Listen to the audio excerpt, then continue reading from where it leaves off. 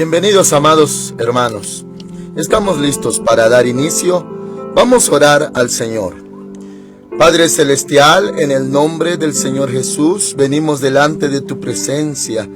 Gracias, Señor, te damos por ser tan bueno con nosotros, que nos concedes iniciar un día más en tu presencia. Señor, guíanos con tu Espíritu Santo a toda la verdad en esta hora, y sean edificados los corazones de mis hermanitos, cada día viendo, Señor, tu palabra, aprendiendo, escuchando, y Señor mi Dios, aumentando su fe. Muchas gracias, Padre. Estamos en tus manos, en el nombre del Señor Jesucristo. Amén. Hoy vamos a ver Hechos capítulo 22, desde el verso también 22. El título de esta transmisión es Testificar en Roma. Ya vimos, hermanos amados, el día de ayer acerca del testimonio de este Pablo delante de todos los judíos que querían masacrarlo, los que causaron su arresto. Y hermanitos, ahora vemos la continuación. Y dice así el verso 22, Hechos 22, 22. Lo oyeron hasta esta palabra. Entonces alzaron la voz diciendo: quita de la tierra a tal hombre, porque no conviene que viva. Eso, hermanitos, le decían al comandante, y bueno, referente a Pablo. Ahora dice el 23, y como ellos gritaban, arrojaban sus ropas y lanzaban polvo al aire, mandó el comandante que lo metieran en la fortaleza y ordenó que fuera azotado para que hablara, a fin de saber por qué causa gritaban así contra él. Pero cuando lo ataban con correas, Pablo dijo al centurión que estaba presente: ¿os está permitido azotar a un ciudadano romano sin haber sido condenado? Hermanitos amados, este dato era verdad. Pablo, claro, de descendencia judía, de la tribu de Benjamín, y esto de sangre, pero bueno, naturalmente, hermanos amados, él nació en un lugar que provenía de Roma, la autoridad de Roma. Y sí, en verdad era un ciudadano romano. Solo eso, ciudadano romano, no de que él fuera de sangre romana. Entonces, hermanitos, había ciertas leyes muy específicas y que, claro, eran de bendición o beneficio para los romanos, ya que era la potencia mundial de aquel entonces. Ahora dice la palabra, esto se lo dijo claro al comandante, lo iba a atar, pero ahora vemos el 26. Cuando el centurión oyó esto, fue y dio aviso al comandante diciendo: ¿qué vas a hacer? Porque este hombre es ciudadano romano. Se acercó el comandante y le dijo: dime, ¿eres tú ciudadano romano? Él dijo: sí. Respondió el comandante: yo con una gran suma adquirí esta ciudadanía. Entonces Pablo dijo: pero yo lo soy de nacimiento.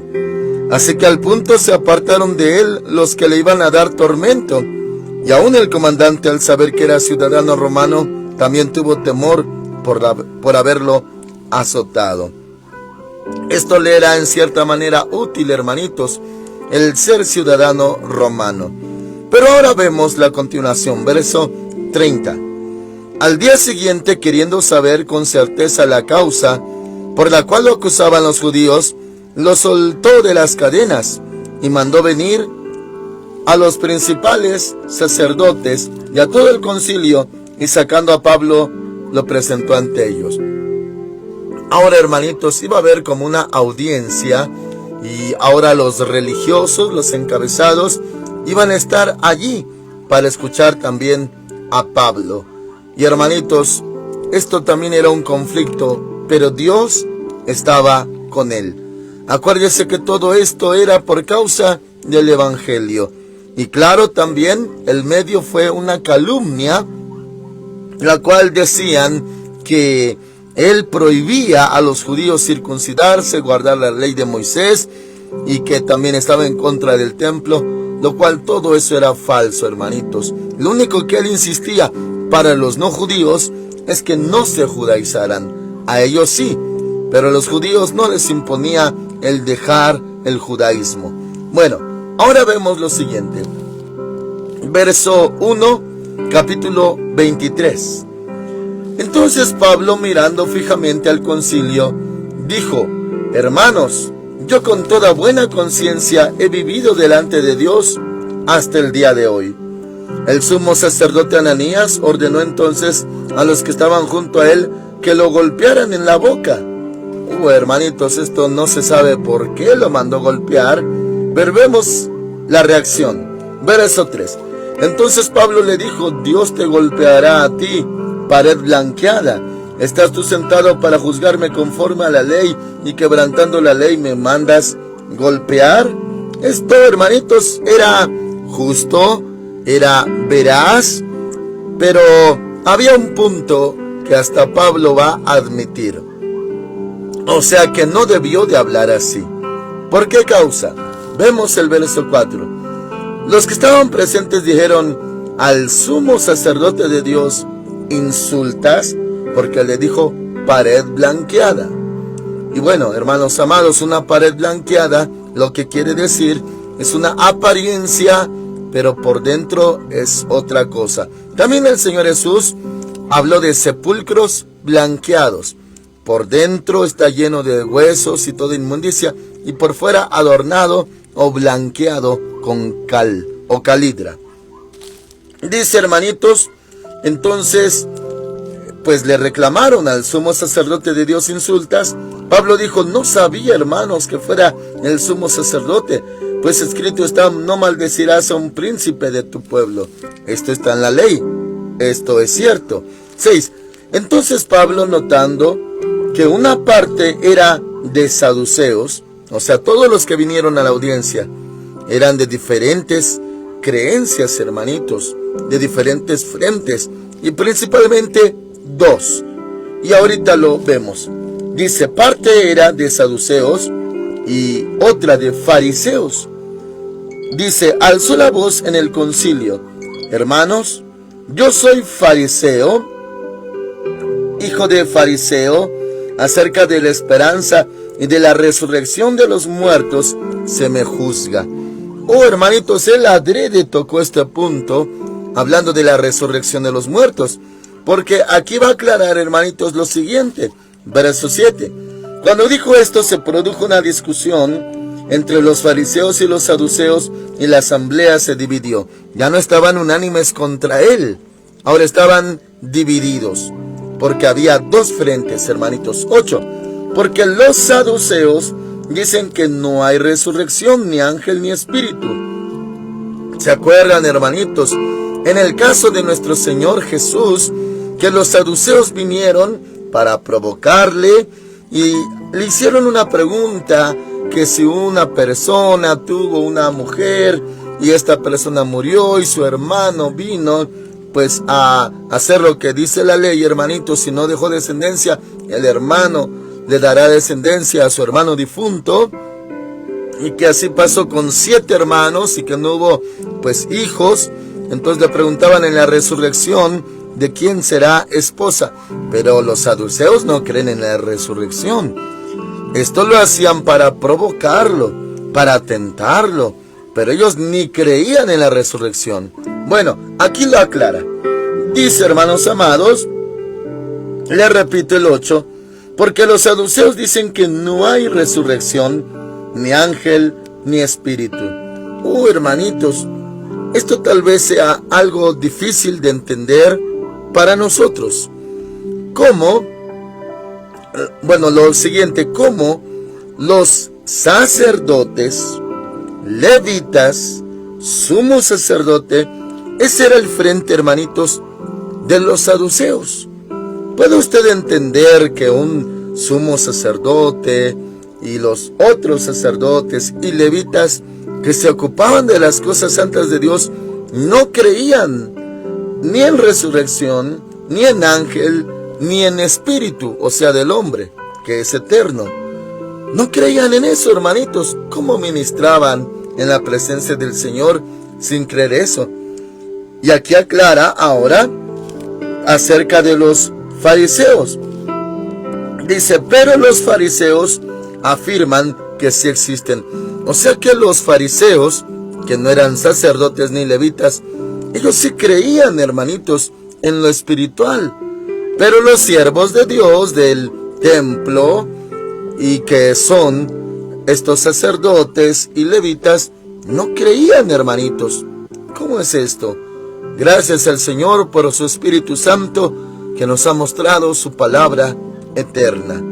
Esto proviene de Dios, hermanitos. Gracias al Señor. Muy bien. Verso 9. Entonces hubo un gran vocerío y levantándose los escribas de la parte de los fariseos, discutían diciendo: ningún mal hallamos en este hombre, que si un espíritu le ha hablado o un ángel, no resistamos a Dios. O sea, hermanitos, como ya se vio también, toda la asamblea se dividió. Saduceos de un lado, fariseos del otro, y esto aconteció en ese pequeño juicio que se le hacía a Pablo. Ahora dice, hermanitos amados, verso 10, como la discusión era cada vez más fuerte, el comandante, temiendo que Pablo fuera despedazado por ellos, acuérdense que lo querían linchar antes, mandó que bajaran soldados, lo arrebataran de en medio de ellos y lo llevaran a la fortaleza. Hermanitos, todo este tumulto por causa de Pablo, un siervo de Dios que sufrió la persecución, el rechazo de su nación, también como nuestro Señor Jesús, mis hermanitos. Esto es necesario. Pero vemos lo siguiente. Verso 11. A la noche siguiente se le presentó el Señor. Y hermanitos, hemos visto en ocasiones con el Espíritu Santo, en ocasiones, como habrá una posterior ocasión, un ángel le va a hablar. Pero ahora dice el Señor. A la noche siguiente se le presentó el Señor, quiere decir el Señor Jesús, y le dijo: ten ánimo, Pablo, pues como has testificado de mí en Jerusalén, así es necesario que testifiques también en Roma. Muy bien, mis hermanitos, esto conlleva pues una gran situación. Esto viene a afirmar el propósito por el cual fue arrestado Pablo, y como se les mencionó en el día de ayer, esto ya no iba a parar, hermanitos.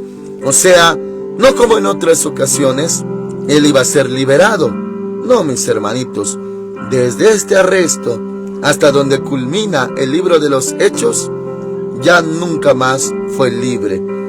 Y sí, ciertamente, también lo veremos, hermanitos, al final, antes de llegar a presentarse con el César, el principal, el emperador de Roma, tuvo como un arresto domiciliario. O sea, hermanitos, se le permitían visitas, que lo atendieran, y un soldado estaba custodiándolo en una casa como particular. Y claro, llegó el día, hermanitos, que fue ejecutado.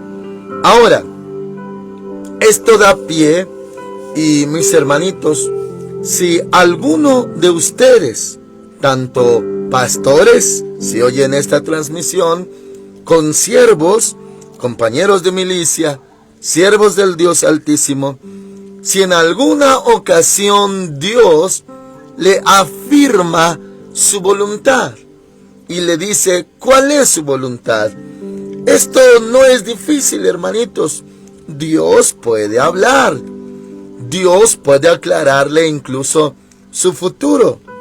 En lo personal, hermanitos, cada día que escudriño las Escrituras, le aclaro, Dios me da siempre dos escrituras.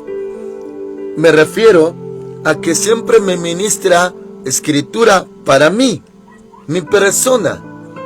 Y hermanitos, me da también palabra para la iglesia, para los siervos.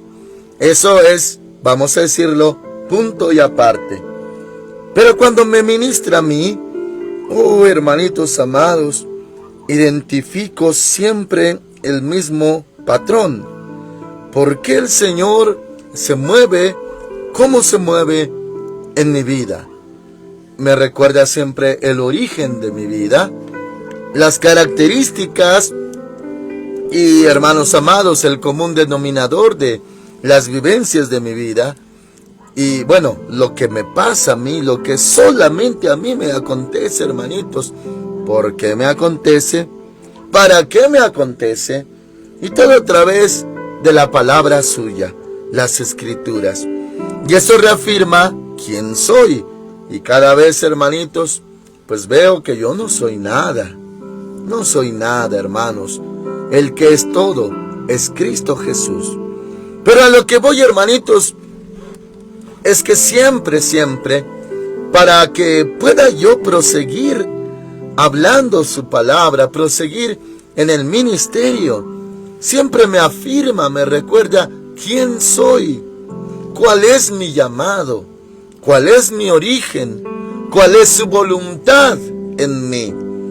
Y con esto, hermanitos, se afirma mi fe siempre en su palabra y entiendo muy bien por qué. ¿Por qué lo hace mi Señor? Porque me afirma con su palabra quién soy y qué debo de hacer. Esto por causa de la generación en la que vivimos. Usted sabe, hermanitos, que es la última generación, se le ha predicado. Me refiero a la última generación completa. Porque la que viene atrás de nosotros, y bueno, hay quienes, hermanitos, tienen hijos. La generación que viene atrás de mí son mis hijos. Pero hay quienes todavía tienen hasta nietos. Es otra generación más. Bueno, en mi caso no es así. Solamente mis hijos es la otra generación.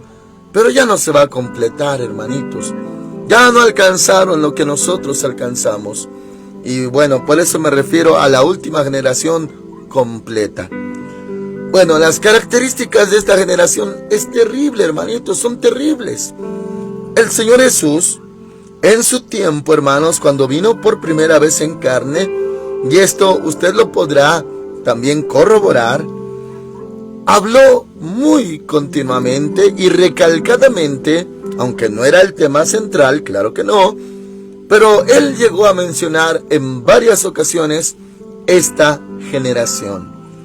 Esa frase, esta generación, y claro, le ponía adjetivos más. Esta generación, pues, perversa, esta generación incrédula y perversa, esta mala generación, haciendo referencia de la generación que él encontró cuando vino en carne. Esta generación mala y adúltera demanda señal, por ejemplo. O sea, él sabía cómo era la gente de su generación. Él decía que con qué comparará esa generación. Lo compararía con jóvenes que le gritan a otros: os tocamos flauta y no bailasteis, os endechamos, o sea, cantamos canciones de duelo y no llorasteis. O sea, todo eso, hermanitos, haciendo alusión que esa generación con nada se convencía, con nada se hallaba. De una manera no comprendían, no aceptaban, no entendían, no creían. De otra manera tampoco. Porque él continuaba diciendo: porque ciertamente vino Juan el Bautista, que ni comía ni bebía, y le decían: demonio tiene. Y vino el Hijo del Hombre, que come pan, y bueno, con los pecadores, toma vino, y le dicen: es comelón y bebedor de vino. O sea, con nada se hallaba su generación. Una generación en verdad perversa e incrédula. Ahora, ya dicho esto, hermanitos, entiendo yo cuál es mi generación. Muy difícil, por cierto, hermanos.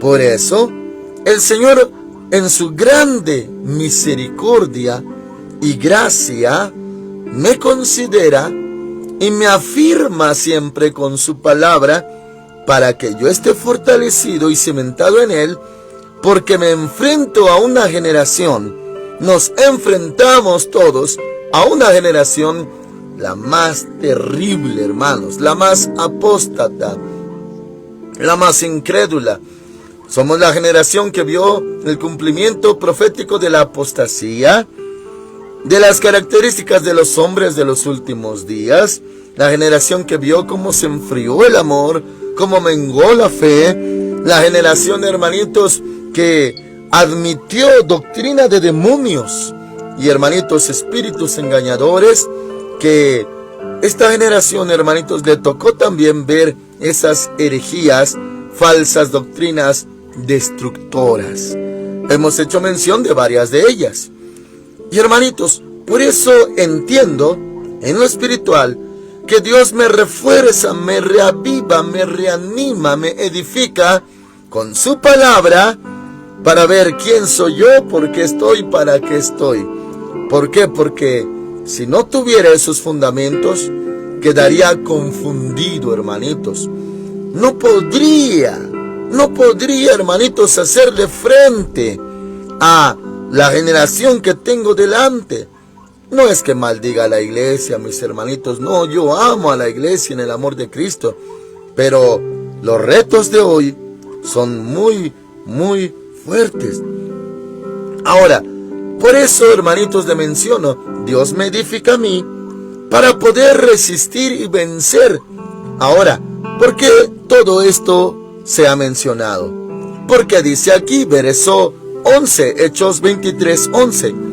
A la noche siguiente se le presentó el Señor y le dijo: ten ánimo, Pablo, pues como has testificado de mí en Jerusalén, lo que ya se vio, hermanitos, así es necesario que testifiques también en Roma.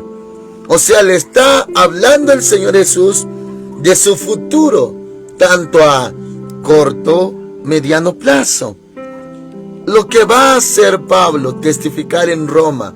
Ahora le está diciendo, acuérdense, hermanitos, que ya le había profetizado que en Jerusalén lo iban a encadenar, a apresar y a maltratar.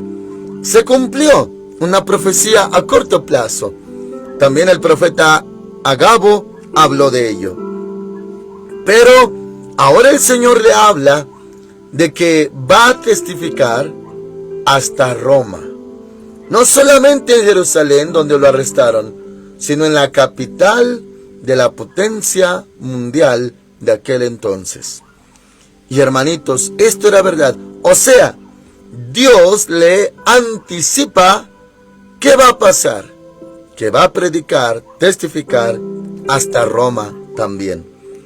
Por eso le mencionaba, hermanitos, que Dios nos habla de nuestro porvenir, nos anticipa, aclara, profetiza nuestro futuro. Y sabemos, hermanitos, por el Señor, por su Espíritu Santo, por la palabra incluso, ¿qué va a ser de nosotros? Hay certeza, hay certidumbre, no hay confusión, qué va a pasar, que aquello, que esto. No, hermanitos y hermanitos, aún el futuro crudo, también el Señor nos lo habla. Le doy ejemplo a Pedro en el último capítulo de Juan, el Evangelio de Juan. Ya después de que le preguntó 3 veces: Pedro, ¿me amas más que estos? Y ya que respondió: sí, Señor, tú sabes que te amo. Ahora le dice a Pedro que ahora alguien lo ceñirá y lo llevará al lugar que él no quiera ir. Esto habla, y también lo aclara la palabra, le habla de su futuro. Rápidamente se lo leo, hermanitos, es muy cortito ese pasaje, pero es lo que le menciono acerca, hermanitos, de lo que va a suceder con este Pedro. Dice, bueno, estoy poniendo ahora el caso de Pedro, para que usted vea que Dios, o el Señor Jesús, que es el mismo, habla del futuro, asienta nuestro futuro. Juan capítulo 21, verso 18. Dice: de cierto te digo, el Señor Jesús diciéndole a Pedro, cuando eras más joven te ceñías e ibas a donde querías, pero cuando ya seas viejo, ahí le habla del futuro, extenderás tus manos y te ceñirá otro y te llevará a donde no quieras. ¿Qué está diciendo el Señor? Que lo van a llevar a donde no quería Pedro. Dice el 19, esto dijo dando a entender con qué muerte había de glorificar a Dios. Eso quiere decir que extenderás tus manos y te ceñirá otro y te llevará a donde no quieras. Está hablando, te llevará a la ejecución. Te van a ejecutar, Pedro. Hermanitos, antes, cuando el Señor Jesús hablaba de su crucifixión, de que iba a ser entregado en manos de pecadores, Pedro decía, no, Señor, no lo permitas, ten compasión de ti mismo. Ahora, el Señor Jesús le habla a Pedro de su futuro. Este es otro ejemplo, hermanitos. También hay más casos, más ejemplos de personajes bíblicos que sabían su futuro. Por ejemplo, Elías sabía que iba a ser arrebatado de parte del Señor Jehová. Moisés sabía, y él mismo decía que había llegado su hora, y él por su propio pie subió al monte a morir. Y murió, y dice la palabra que el Señor escondió su cuerpo. O sea, Dios lo sepultó. ¿Cómo es esto? Es un misterio, pero para Dios no hay nada imposible. Hermanitos, a lo que me refiero es a lo siguiente. Como a Pablo se le dice el futuro de su vida, vas a testificar en Roma. También así va a acontecer. Ya hablaste aquí, testificaste aquí de mi nombre, decía el Señor Jesús, ahora lo harás en Roma. Se le habló de su futuro. Y hermanitos, precisamente en Roma, Pablo, el día dispuesto de parte de Dios, murió. Fue ejecutado, hermanitos. Y bueno, la mayoría de los apóstoles fueron ejecutados. Unos de una manera, otros de otra. Ahora, quiero preguntarle, hermanitos, abra su corazoncito. ¿Dios le ha hablado de su futuro? Dios habla. Y claro, mis hermanitos, yo no estoy diciendo que nos tenemos que mover en la curiosidad, porque ese es un elemento carnal, y que le preguntemos, Dios, ¿qué va a pasar conmigo? ¿Qué va a pasar conmigo? No, hermanitos, esto no proviene de nosotros, ni de nuestra curiosidad, ya que Pablo no está preguntando nada, Pedro tampoco preguntó nada. Es Dios el que toma la iniciativa para decirles lo que les iba a pasar. Bueno, nuestro Señor, no porque le preguntemos, porque tengamos curiosidad o incertidumbre, qué va a pasarnos en el futuro, no, mis hermanitos, sino que estamos sirviendo a Dios y Dios nos llega a hablar y de Él sale qué va a pasar con nosotros en el futuro. ¿Qué va a suceder? ¿Qué va a acontecernos? Y hermanitos, le mencionaba yo que Dios me ministra a mí para poderle hacer frente a esta generación. Y hermanos amados, sé mi presente, sé mi pasado en Cristo. Mi pasado en Cristo me refiero a los fundamentos que el Señor me dio desde que me llamó. En mi caso, hermanitos, fue muy doloroso el llamamiento. El llamamiento que el Señor hizo conmigo, y yo lo atribuyo a su gracia y a su misericordia, fue desde el vientre de mi madre. En el vientre de mi madre, ahí me llamó el Señor, hermanitos. Varios conocen este testimonio. Esto también está en el libro que escribí. Y ahí está este testimonio también, hermanitos. Hermanos amados, ahí menciono que cuando fui concebido en el vientre de mi madre, todo cambió. Me refiero, aunque mis padres humildes y en pobreza extrema, por cómo se suscitó, hermanitos, su vida, cuando llegaron aquí a la capital, porque ellos son del estado de Veracruz, ambos, hermanitos, claro, cada persona es diferente, cada humano tiene sus vivencias. Nació mi hermano mayor, luego mi otro hermano de en medio. Pero cuando yo fui concebido, todo fue muy diferente, hermanos. Complicaciones terribles. Estando ya mi madre embarazada de mí, pues la atropelló un auto. La mordió un perro. La envenenaron. Hermanitos, le hicieron muchas cosas esas personas que se llaman sobanderas, las que soban. Y me refiero a décadas atrás. Y se argumentaba que no era una criatura, que era un tumor. Y querían deshacer el tumor que tenía en su vientre, si no iba a morir. Me hicieron tantas cosas. El punto es, hermanitos, que también llegó la necesidad de pobreza extrema. Y mi madre, ustedes lo han visto, hermanitos, comúnmente en las avenidas, semáforos, cruceros, cuando hay personitas que hacen malabares, venden chicles, refrescos, cositas, botanas, aguas, todo ello.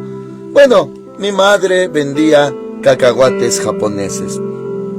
Ella se metió a estudiar también corte y confección al mismo tiempo. Estudiaba, quedó embarazada de mí y también trabajaba para sustentarse.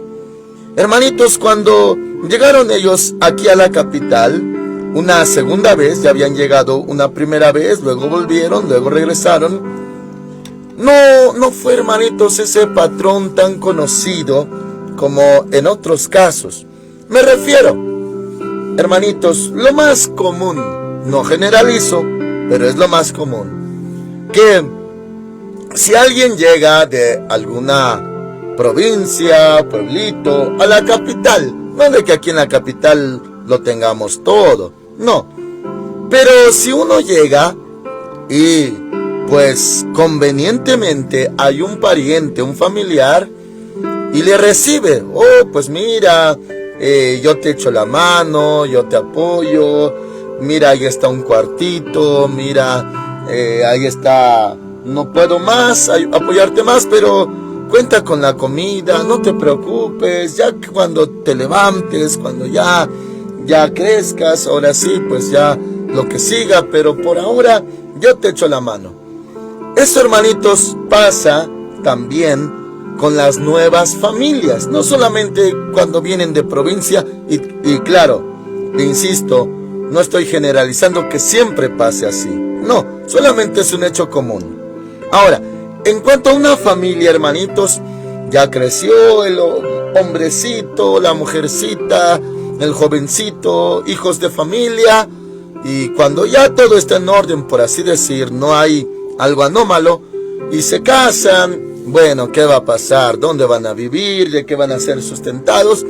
Muchas veces, no todas, los papás apoyan y dicen, bueno, en lo que tú te fortaleces, en lo que tú avanzas, ahí está el cuartito de la azotea. Un ejemplo, vivan allí. O allá está el otro cuartito. O ¿sabes qué? No te voy a cobrar renta, yo te echo la mano. Y a través de seres queridos, son fortalecidos, apoyados en sus comienzos.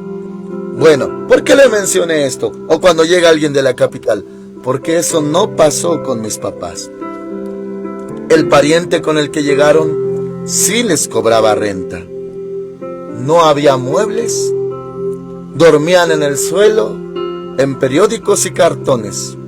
Ya con mis dos hermanitos, chiquititos por cierto, con el mayor me llevo 6 años, con el otro 4 años. Y hermanitos, un niñito de 6 años, otro de 4 años, y yo bebé.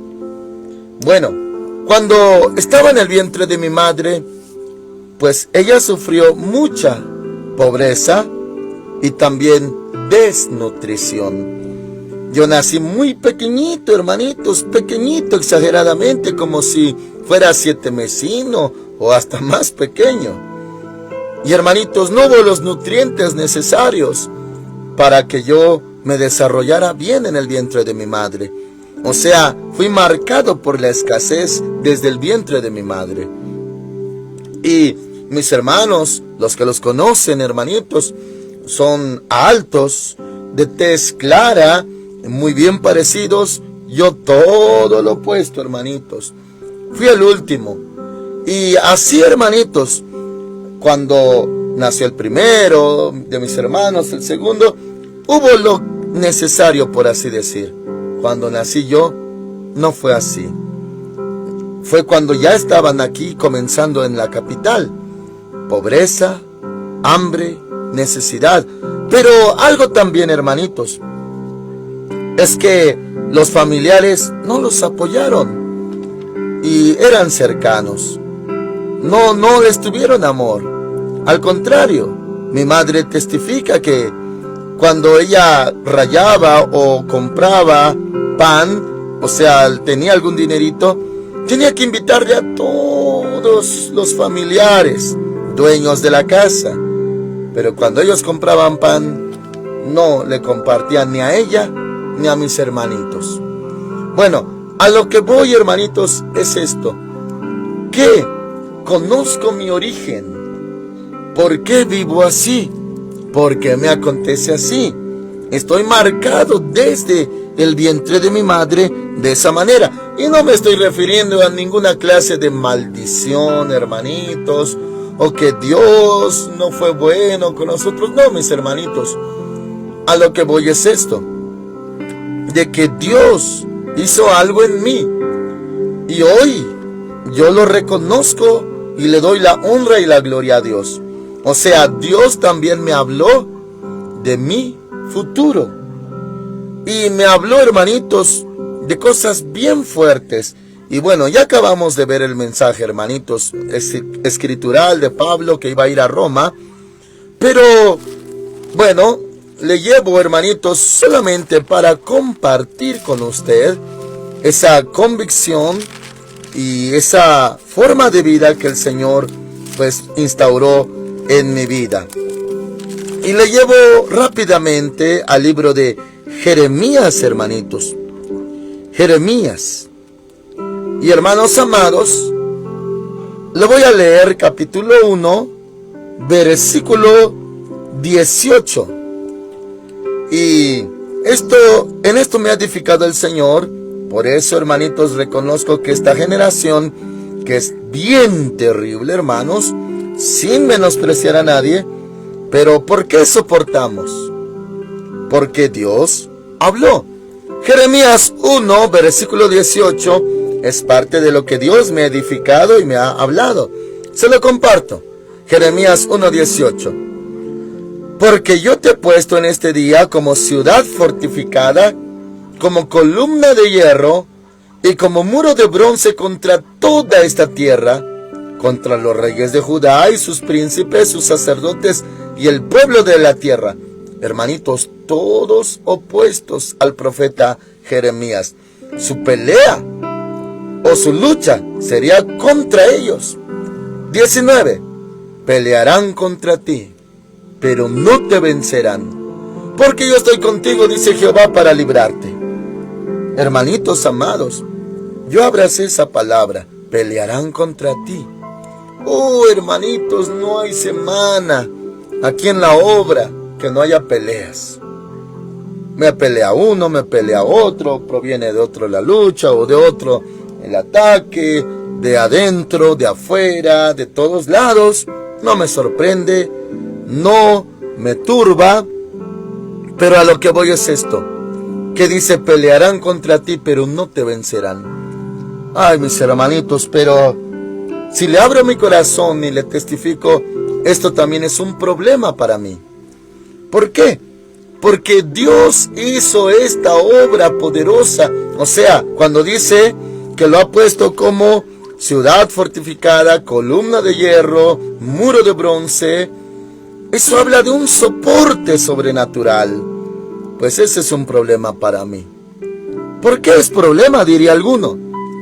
Porque toda esa resistencia que Dios puso en mí no es de mí, Dios la puso. Hermanitos, a veces se me olvida que es una promesa para mí. Y pienso que todo mundo, ese es el problema, que todo mundo está fortificado como yo. Veo que a unos les duele algo y ya no vienen al culto. Les duele algo y sueltan su puesto. Algo les pasa y están que se mueren. No menosprecio, hermanitos, ni me burlo de nadie. Veo que apenas si pueden con sus vidas. Algo les pasa y hermanos están que híjoles, que revientan. Una dolencia, un sufrimiento. Y por eso le recalco, hermanitos, y por eso admito, ese es un problema mío. Porque pienso que como yo aguanto, todos van a aguantar. O que todos están aguantando. Y no, pero a mí me puso así. Y nada, hermanitos, me ha arrancado de Dios hasta ahora. Me han querido matar. Hermanitos, yo soy cliente frecuente de los Judas. Judas de mayorío, hermanitos, siempre cerca de mí. Y hermanos, me he quedado solo innumerables veces. Y hoy puedo decir, estoy solo en un aspecto o en muchos aspectos espirituales. Pero Dios está conmigo. Pero a lo que voy es que Dios habló de mí. Me dijo esta dureza que iba a sufrir. Lo acepto, lo admito. Y hermanitos, por eso entiendo que no me pueden tirar, ni matar, ni desalentar, ni me pueden destruir. Nada, ni de adentro ni de afuera, hermanitos. ¿Por qué? Porque proviene de Dios. O sea, Dios también me habló de mi futuro. Como a cada uno, hermanitos, yo sé que le ha dado palabra a usted, quién es usted y qué le va a pasar a usted, a través de las prédicas o cuando usted lee la Biblia. Así que como a Pablo se le dijo, es necesario que también testifiques de mí en Roma. Bueno, también a nosotros nos habla nuestro futuro a corto, mediano y largo plazo. Amén. Oramos. Padre Santo, muchas gracias. Bendito es tu nombre. Cada día háblale a mis hermanitos, tengan convicción de quiénes son, para qué son, qué va a pasar con ellos, qué deben de hacer. Porque tú hablas muchas veces y de muchas maneras, pero hoy nos has hablado a través del Hijo, dice tu palabra en Hebreos capítulo 1. Gracias, Señor. Dale certeza a mis hermanitos, no sean débiles. Que no haya incertidumbre, confusión, turbación, que por qué, que para qué, que qué va a pasar. No, Señor. Haya certeza en sus vidas, edificación en sus vidas, en el nombre del Señor Jesucristo. Amén. El Señor Dios Todopoderoso con ustedes, hermanitos. Busquen al Señor mientras pueda ser hallado. Amén.